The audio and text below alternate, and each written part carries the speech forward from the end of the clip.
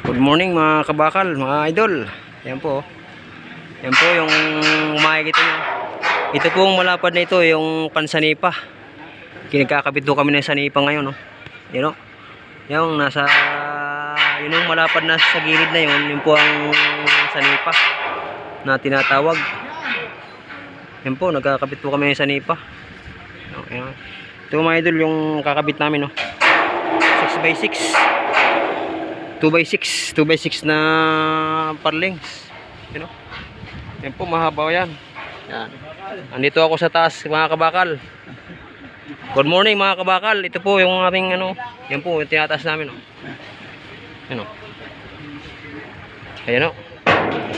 Medyo ito may taas na kaunti. Mataas-taas din na kaunti. Hindi man kasi nung kataasan. Yun, shoutout nga pala ko sa mga magbabakal. Ayan, oh. Yan po mga idol, oh. Tapos na ho yan. Tapos na ho lagyan ng parlings. Kaya magsasanipan na lang tayo ngayon. Ayan, oh. Shoutout po sa mga nagtatrabaho doon sa baba, oh. Ingat po kayo dyan at baka kayo malaglagan. Ayan, oh. Makita nyo, ito po yung tinatawag na sanipa. Yan, hindi lang akong may video kung paano ginagawa dahil wala akong taga-video. Kaya ituturo ko na lang ano, kakabit to ito, kakabit. Yan mga idol, oh. Mga idol, mga kabakal. Oh, ayan po, oh.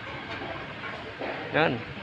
Diyan po sa gilid na yan, sa gilid ho ng pinaka-trusses kami, diyan kami maglalagay ng sanipa.